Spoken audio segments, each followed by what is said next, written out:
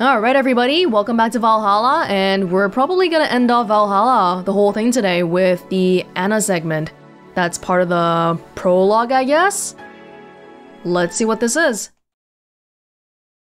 December 12th. When did we start again? Around the 17th or so, I think, so maybe like a week before the main game started.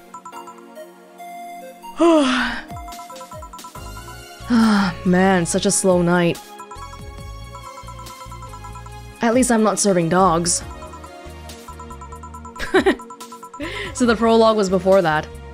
Normally, this would be where a dog shows up like a cheap punchline. I guess not. Speaking of dogs, I wonder where the hell's Gil? Bored? Whoa! Sorry, did I wake you up? I wasn't sleeping. My eyes were open. You went to college, right? You know having your eyes open means nothing. Don't worry, I don't blame you. It's been a really long time since we've had such a slow night. In fact, I think the last time we had a night this slow was before you started working here. Really? Yeah, happened when Robert was still working here. Who? My first employee. The poor idiot bought a levitation potion and threw himself off a building. Oh. As it turned out, the potion actually worked. Come again? He started rising in the air and couldn't stop. They later found his body smeared across the nose of a commercial flight that was on its way to Canyavania. Oh my god. And that's the name that Gil's using now. But anyway. Should you really dismiss that so easily? It's Boss! She's seen everything. It also kind of sounds like maybe right now, me and Boss, we have quite a distance between us. Maybe I just started working here pretty recently. We didn't have a single client that night. Not even a lost soul asking for directions. But then suddenly, a kid shows up. He was obviously underage, but I was bored, so I decided to let him order something. I gave him one Carmotrine free drink. I mean, even if I was letting him order, I wasn't about to give alcohol to an underage boy. And then, when the time came for him to pay his tab, he realized he didn't have enough money. He then yanked his shirt over his head, started screaming he's a ghost, and tried to escape. So, I kicked him so hard that he flew out of the bar and told him ghosts shouldn't feel pain. Boss, did you really kick an underage kid? Of course not. I just gave him a warning and made him wash a couple of dishes. The fact that you even thought that for a moment, that I would kick a young, innocent child, hurts me to no end, you know? Anyway, just keep it up. Someone will show up sooner or later. I sure hope so. Hold on. Come to think of it, aren't Gil's checks made out to Robert? No! And then we learned in the main game that yes, that is the case. Well, at least that story killed a couple of minutes. I think I don't know, sort the glasses here or something. Huh, we had a fedora-shaped glass? Anybody here? Oh, sorry, I'll be right— ouch! Are you okay? Oh, it's our first meeting. I'm fine, yeah. Welcome to Valhalla. What can I get you, something wrong? Are you sure you're old enough to drink? The uniform doesn't help. Well, seeing as how I'm old enough to eat solid food, I'm gonna guess that drinking won't be a problem. You know, that's not what I meant. Hey, she's not flickering here. Yeah, I'm old enough to drink. I turned 21 not too long ago, actually. What did it say just now? It said words when she was flashing, right? But I didn't see what it said. Still don't believe me? What do you need me to give you? I must be sleep deprived or something. What's this deja vu feeling though? It's fine, don't worry. So she thinks she's sleep deprived because why would a person randomly start flickering? But I wonder if at this point, Anna even knew that she was dead. Does she know? Cause she's coming to get a drink. I feel like having a sugar rush. Sure, coming right up. She looks a bit young, but she wants a sugar rush. Here. Thanks. Hold on. This doesn't have any alcohol, does it? Nope. You really think I'm underage, don't you? Oh! Does Sugar Rush have optional Carmotrine? I don't know. I don't remember. Yup. I'll have you know, I'm old enough to get pregnant. That's sadly not relevant here. Ah! On second thought, this is actually good. I mean, don't underestimate me. Do you really think I look that young? That can be a compliment. I do, but not young enough to be considered underage. Then why won't you give me alcohol? Because I wanted to mess with you. Mess with a client? Do you usually do that? Only if it looks like they might take it in their stride. Still, why are you so angry at the idea? I might think you look young. That's... I mean, the only people who don't like being mistaken for someone younger are young people. But to be fair, you still look older than 95% of our regulars. That would mean you've served drinks to people who look like they're 13 or something. Yup. Eh? Alright, let's get this out of the way. Please show me your ID. Sure. Anagram. June... Oh, is that June or December? December 6th? Was your birthday a week ago? 2050 something. So yeah, okay, she's 21. It's 70X right now. Yeah, okay. Checks out. Seems everything's in order, Miss Anna... Graham? Anna Graham. Where have I heard that name before? Go ahead, just try to make a joke I haven't heard yet. I'll politely refuse. What, like Anna? Oh, if you pronounce the last name like Graham, Anagram? No, I'm serious. Go ahead. People think it's too easy, so they never make jokes about my name. I'm still gonna politely refuse. You're no fun. So, what's your name, Miss Bartender? My name? You saw my name. I have the right to know yours. Fair enough. I'm Jill. Jill what? Just Jill. Yeah, but what's your full name? Oh, maybe that's why she knows my full name. Or, I didn't tell her. Just call me Jill. Fine. I'll just pretend Jill is a way of saying your name is actually Joanna Ignatia Laurent Lone. Actually, I'll shorten it to Joe. Oh, so that's why she calls me Joe. Whatever floats your boat. Say, Joe, this place looks awfully desolate. Joe, she says. It's been a slow day. A really, really slow day. I'm actually glad you showed up. I was growing bored as hell. I mean, it's not like we're always bustling with activity, but this is unusual even for here. So I take it this isn't a popular place then? We have our regulars, but we're not like the bars in the main street. Still, I like this place. It's comfy and, I don't know, it makes me feel safe. Weird. I mean, I feel that way too, but this place usually gives off the opposite impression. Can't blame them though. This isn't exactly the best part of the city. That's a shame. I really like how isolated this place feels. You can't hear the sounds of the city in here. It's nice. But then again, you could say I have some experience with isolated places, so it might just be nostalgia. Nostalgia, huh? Speaking of coming in here, now that I think about it, you didn't ask for my ID when I first came in. Why didn't you do it if you were so suspicious? Well, firstly, I was bored. Yeah, I don't want you to leave so quickly. I need to be entertained. Figures. And second, I felt like you were of legal age. How? We've had a lot of kids come in thinking they can get away with ordering a drink, but they're too nervous or jumpy. I don't usually give drinks to kids like that. They don't know what they're dealing with. What if they're not like that, but still underage? Well, I would ask them for the ID card the second time around.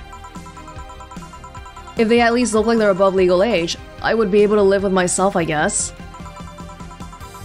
I wouldn't give them anything if I know they're still kids, but hey, I'm bound to be fooled sometime. So I'm guessing I wasn't jumpy? No, just a little bit, you know, flickering because of hallucination stuff. Yup. Or, well, really, it's probably nanomachine stuff. I see.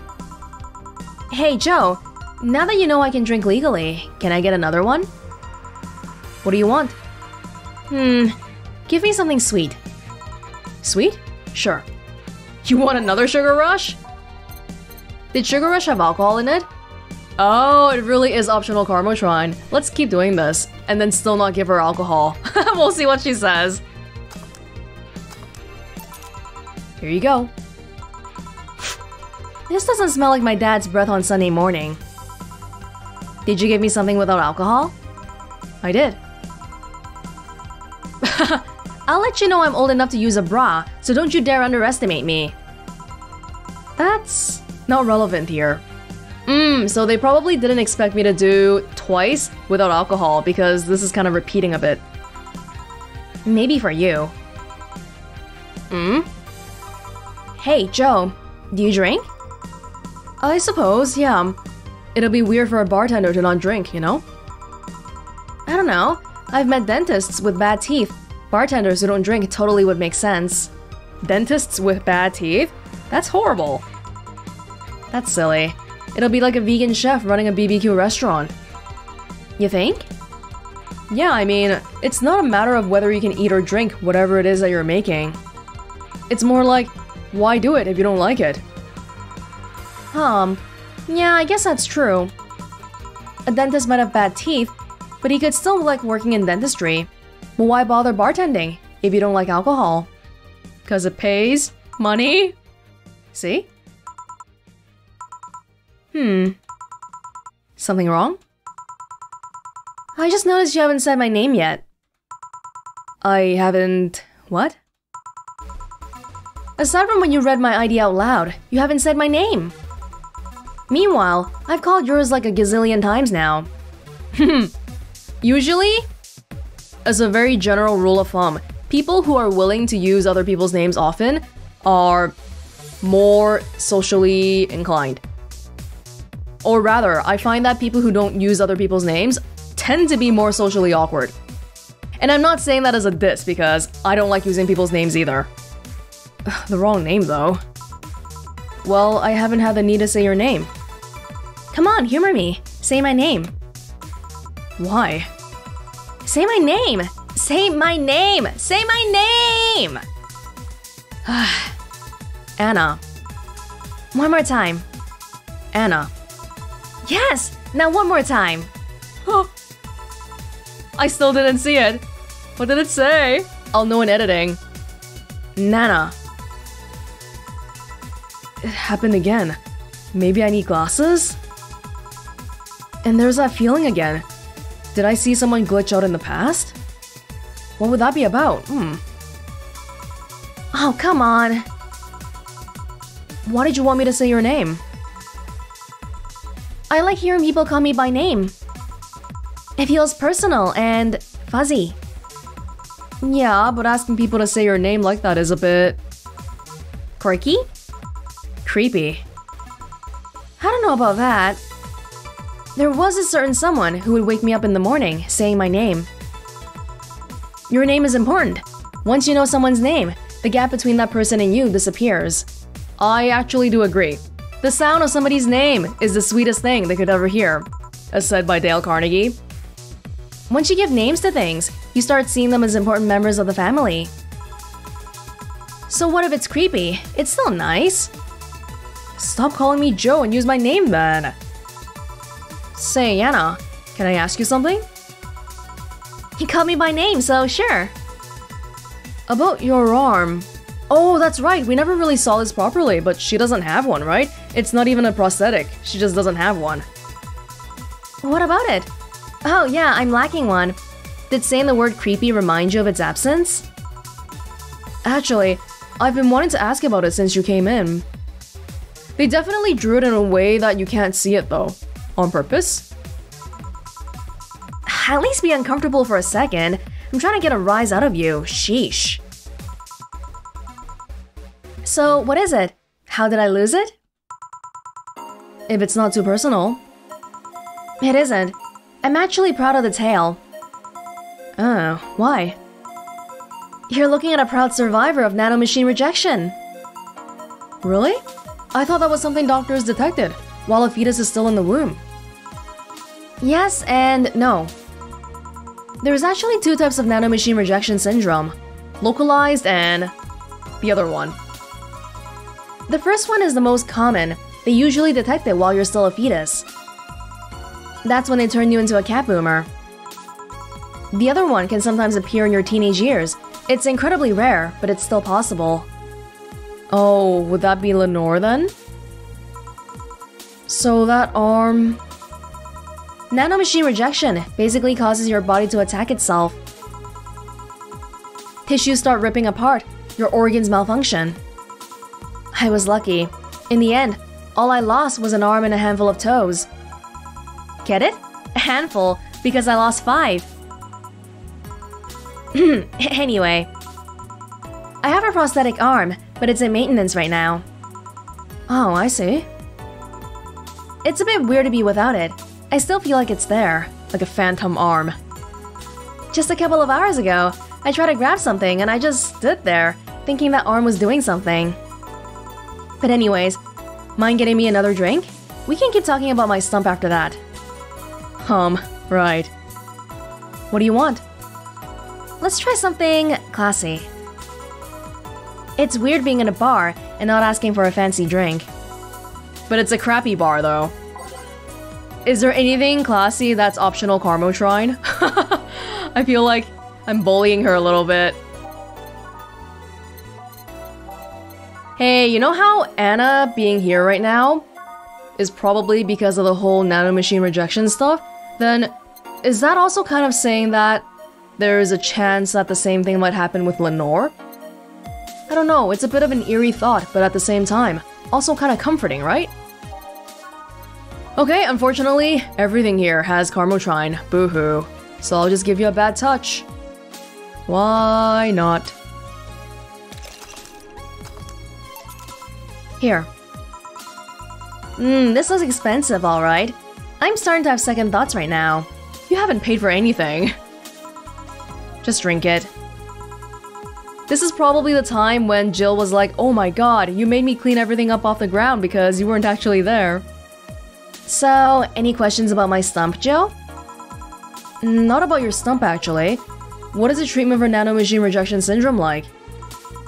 Well, the purpose of it is to provide your body a certain degree of immunity to the nanomachines so it stops attacking itself. But too much of that, and you end up with Tokyo flu. Tokyo flu. That's that super flu that people can only avoid with the help of nanomachines, right? That's the one. I've always wondered why they called it Tokyo flu. If I remember correctly, it's because one of the first cases happened in Tokyo. Some have called it anime flu too. Huh. It's ironic how the technology they use to keep tabs on you also strengthens your immune system. Not that it strengthened me against the needles I had to face on a daily basis, that's for sure. But anyways. Nanomachine rejection syndrome is, in some ways, like an allergy. A genetic level treatment rewrites that part so you can call it a day. But we couldn't afford that, so we went for the long route. The long route consists of a concentrated serum that makes about 1 square centimeter of your body immune to rejection. But that serum also makes your body go nuts at times too. I lost my arm while they were treating it. So they have to carefully monitor the treatment to ensure it doesn't kill you in your sleep. Oh yeah, did I mention that the serum burns? Because it burns like the flames of hell itself. Damn. You had a rough life. Did I strike a nerve with that question? Oh no, I'm not concerned about it, but can you really blame me for getting riled up about it? And don't get me started about having my eyes treated. Yeah, I won't, don't worry. Hey, Joe. If I ordered 2 drinks, would you be willing to share one with me? Come again? To be honest, talking about the treatment and all that made me feel a bit lonely. Sorry if it's not something you can do, but I had to ask. It's not something I normally do, but... what the hell, sure. Really? Yay! Alright then, I want a piano man and a piano woman. On it. Do you want the piano man or do you want the piano woman? It's the same order as Betty and Deal from One of the Last Days. Yep. Since money doesn't matter here, I'm just gonna give you a normal sized drink. Don't want to get you too drunk anyway, right? What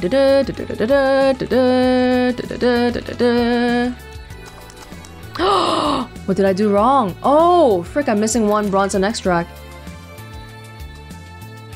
Yup. There you go. 2 drinks. Which one do you want? Do you prefer the man or the woman? Both are okay. I'm fine with either, really. Okay, I'll pick the women then. Oh, this is definitely alluding to both their orientations. Anna likes girls, and Jill swings both ways. Cheers! It will end... What did it say? It will end on a happier note? Alright, this is getting weird. I said... Cheers! Oh, cheers. Yeah. Are you okay? Hey, Joe. Why do you think bad things happen? That's a sudden question. How so? If there's a god, why do you think bad things happen? Are you in a contemplative mood or something? Kinda. Huh. Or maybe she's just a little bit drunk. I remember a conversation in college where a classmate said we give God too much flack. How so? Well, let's imagine a place where virtually nothing bad happens. If an experience doesn't one-up the last good thing you enjoyed, you'll feel like it was a bad one.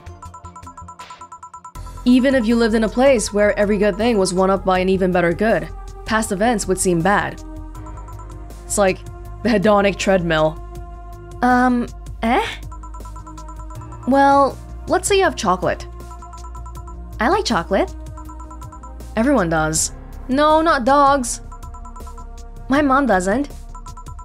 Then she's a rare case. She also doesn't like pizza. Then she's a heretic. Is she even human? Sorry, I mean... Damn it, where was I? Chocolate. Right. If you only got good chocolate, a slightly less good chocolate would taste awful. Yeah, I can see that.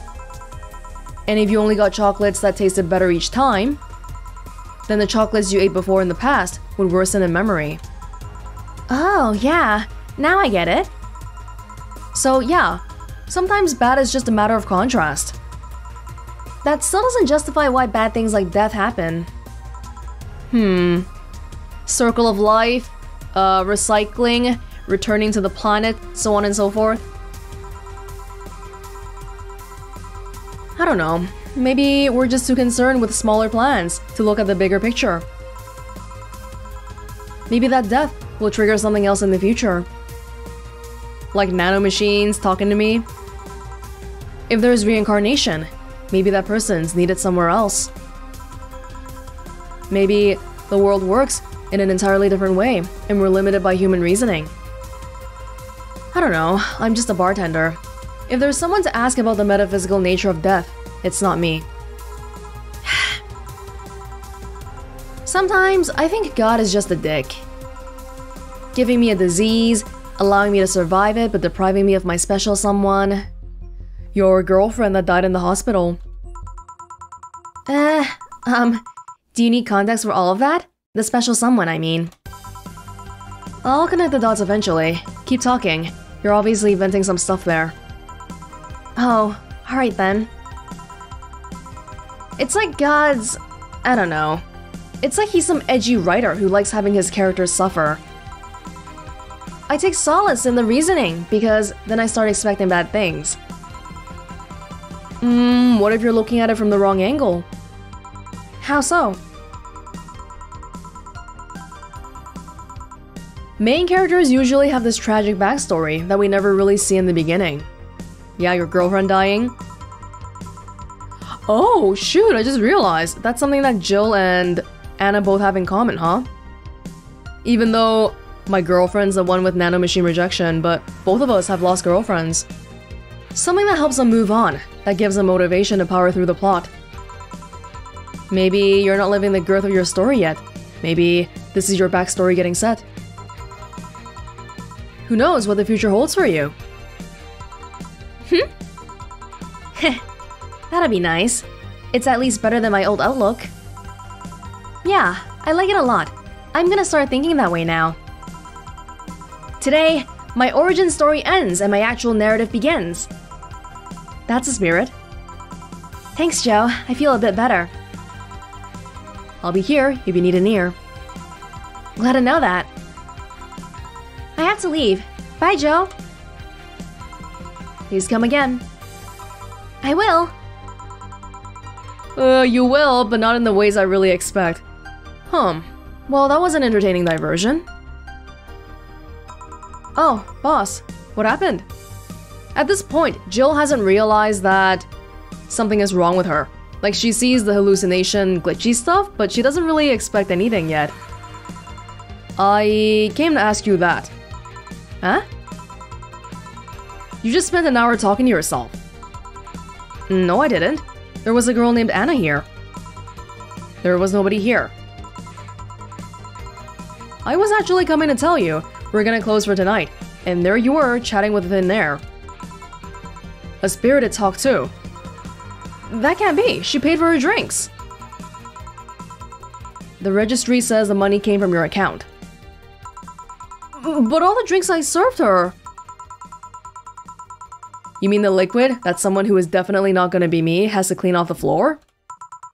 But Jill, you're worrying me. Are you okay?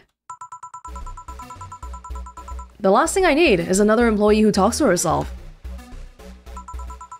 Yeah, I'm fine. I just... Are you sure there wasn't anyone else here? I even checked the security cameras. You were here by yourself this whole time. Maybe you're tired. You probably were just sleep talking really intensely or something. Yeah, maybe. Come on, I'll drive you home. Maybe you just need a rest. Yeah. What the hell just happened? So a little bit of intrigue here, and that's why the next time we see her, we're immediately like, oh my god, I'm going crazy, and I don't really want to talk to her again.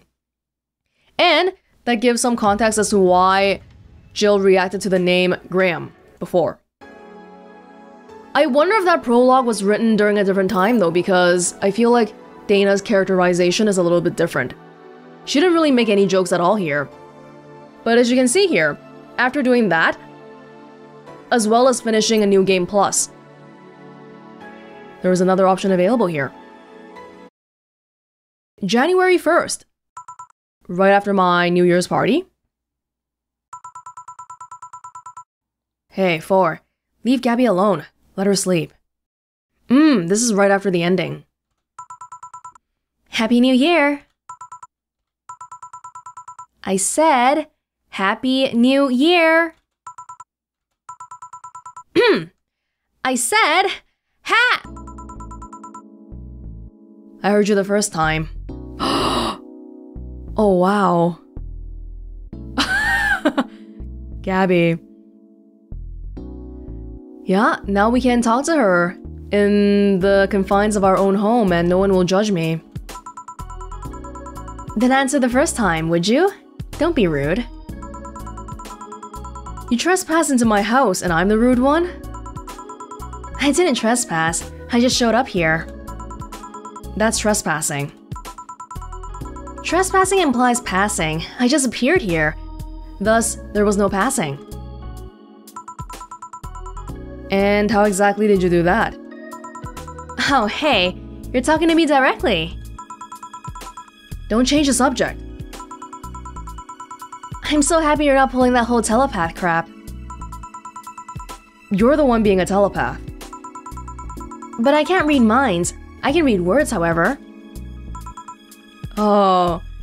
Her existence is not really like a normal person in the Glitch City world, but it's like she's seeing the interface that we're seeing. That's why she can change the HUD, that's why she can see words, that's why she knows about stuff like main characters, although now having seen the little prologue thing, that might have just been a reference to what Jill said before. No, what I mean is that I'm not the one reading thoughts, so I'm not… forget it. Why are you here? I wanted to wish you a happy new year. So you were bored. Being bored has nothing to do with me wishing you happy holidays. But it helps. I won't deny that. Still, you deserve some congratulations, Joe. You closed off an old chapter of your life and grew as a person. No kidding, yeah. Not getting over, but properly dealing with the whole Lenore business and making up with Gabby. That's a huge thing. That always deserves some cheers. In fact, let's make a toast. Mind if I grab a beer? I do actually. I don't want to clean beer off the floor. You don't know if that's what'll happen. Trust me, I know. But the toast! It's a thought that counts. Let's leave it at that. Fine, sheesh. Oh, hey kitty. Can you see her? I wonder if Four can see you. With cats, you never know. He might see me, or he might be seeing an interesting speck of dust. Hey, Joe, let's play a game. What kind of game? Truth or truth? Okay, why not? We never did get a single truth in the Truth or Dare game before, so I'm okay with this. Don't you mean Truth or Dare? No, Dares with me wouldn't be fun, I'm guessing. We ask questions to each other, and we can't lie. You'll even get your ever so precious dialogue choices. Ain't that nice? Oh. The what now? I'm thinking out loud, don't mind me. Yeah, she can see our interface. She's basically seeing what we're seeing. So maybe Jill, in her world, she's looking at a 3D, like she has a 3D house and everything, but maybe Anna's actually seeing things in 2D cutscenes, like we're seeing them. Will you keep your word on that? I don't lie. Fine, I'll play with you. Great! You start.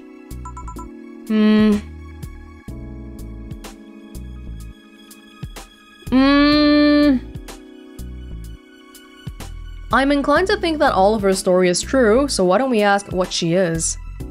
How do I… Just… what are you? But I'm pretty sure Alma's explanation is the right one too. A cute girl. That's not what I meant. Well, I'm also from a Catholic family, although I'm not religious. Not what I meant either. I'm also very gay and like girls a lot. Should have figured you wouldn't take the question seriously. Yeah, but did you think that maybe those are the answers I have? Yeah, I mean, that's true because she doesn't know what's going on either. There are things I know about myself. Why I'm like this is not one of those things. I got out of the hospital, got hit by something, and here I am. Why I'm in this state? Hell if I know. Interesting little twist to the story. It's like a supernatural component based off cyberpunk lore. Really, really interesting.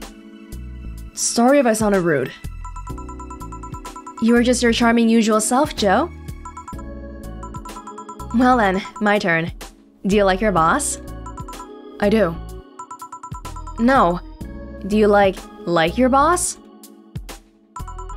Mm-hmm. Both of you go to a romantic dinner. The mood is right. Do you say you love her? Love is a big commitment. Well... The mood escalated. You're both nude in a room. Do you have sex? Why so hesitant all of a sudden? Because you took me off guard. Well, I feel like even if I like somebody, maybe I would want to start dating them first. Right now that's not the case, right? So maybe neither of these things are things I'm interested in doing. No, that's not it. Joe, do you really like your boss like that? I do. Okay, let's say you have the chance to have sex with Blondie's sweater pups. I'd do it. Yeah, Jill never hesitates when she's talking about Alma. But I feel like that would point more to the fact that, you know, she sees Alma more just sexually, but Dana romantically. Do you see the hesitation now? I can't believe you just have a teen crush on your boss. I don't agree. It's not a... You like her and love her, but hesitate at the thought of fucking. You admire her and want her with you, but won't go deeper. When I think about Alma, I don't have to think about wanting to be in a relationship with her first, but I'm okay with having sex with her. That is a little bit different. That's called friendship. Edging on teen crush. Let's move on to the next question before you short circuit. What are you trying to say then? I don't really like my boss, but during the good ending, we go on vacation together. That's definitely a chance for something to happen, right? It's just us two. No, let's not ask this type of question anymore. Who cares about the technicalities? Do you have any regrets? Don't we all? Any in particular that come to mind? Stuff that you really want to fix? My mom. My dad left, so when I died, I was worried about leaving her by herself. But she can't see you, can she? Luckily, then came Becky. But then, Becky feared she might be hurting my mom with her presence. I guess I have to thank you for that. Becky fixed her relationship with my mom. Lynette's mom was able to close her chapter, too. Lynette's your girlfriend? And it was all thanks to you speaking with her. It's not a big deal. But yeah, with Becky being closer to my mom, I can't think of anything else. Just the usual scars, the stuff we use to grow up. The things we can't fix. Say, Joe, did you lie to that Gabby girl? About what? About staying with her, how you wouldn't leave her alone and all that. I didn't. She's asleep. She can't hear me. You can be honest with me. Really? Did you really just say it in the heat of the moment, Jill? I didn't think you were that kind of girl. Alright, I'll tell you the truth. Just between us. I didn't lie. The time I spent with Lenore was also time I spent with Gabby. Since Lenore was pretty much the one that raised her, she was always there. We'd play, read together, watch TV. I don't know. She felt like a little sister, or a daughter. But one of the things that hurt me the most when Gabby reappeared was her hate. It's never nice when the one you love suddenly hates you with reason. So, yeah, why the hell would I lie about that? It's a relief to hear that. She's cute. She'll grow into a fine lady. Was her sister as cute? You wanna see a picture? Lenore was in a league of her own. Something I must see then. Any other questions?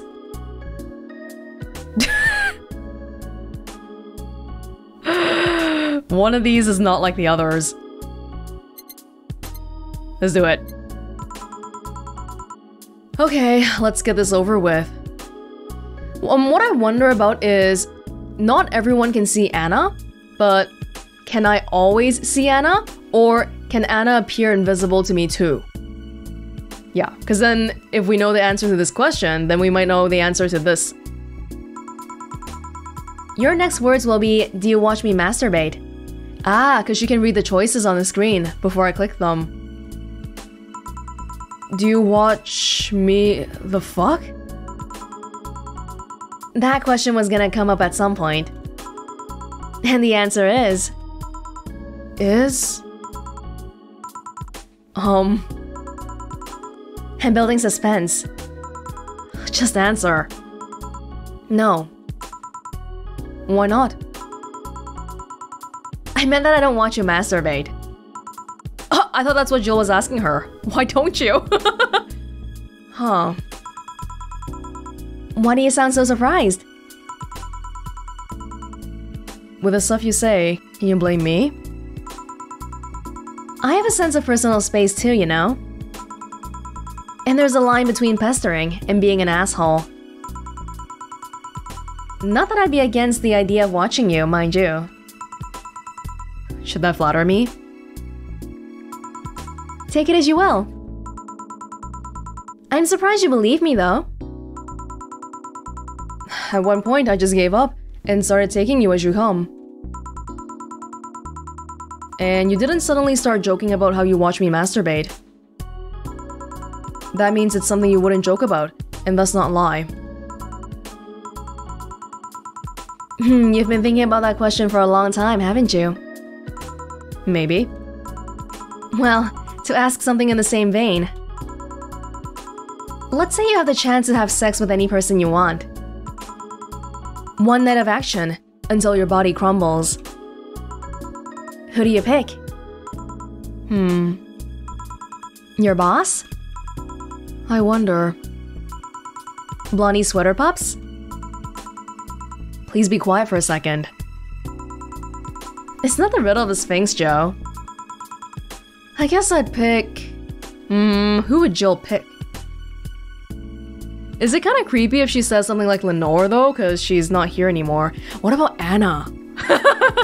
Would that be a bit too much? I don't feel like they have that kind of a relationship, though. Have you ever heard of an actress named Gloria? Oh my god. You too? I've been a huge fan of Gloria for a long time. I think we read about her in the news before. She's a Lilum? Maybe? Judging by her name. She's such a talented actress, such a charismatic person. But more importantly, she's hot as all hell. Still is, thank God she didn't prune like other actresses do. I'm surprised you'd pick her over everyone else. I mean, if I could pick anyone, might as well be someone I didn't even know. Yet. Yet? You might get to know her, you never know. The future is not set in stone. True, I got to know an idol after all. Well, you're yawning. I sure as hell ain't boring, so it must be because of the hour. I'll let you be, for now. Hey, Anna. You have a happy new year too. And if you want to bother me, I do get bored in here from time to time. Yeah, that. You called me by my name. On second thought. Oh, don't be like that. I'll take your offer and pester you some more later. Hell, I'll do it, even if you say nothing. Oh dear. Hey Joe, can you open the door for me? Just disappear like how you came in. Oh, come on, humor me. Fine. There. Thank you. Bye, Joe. Take care. Sometimes I wonder if this is a sign to stop drinking. Are you drunk now? A bit.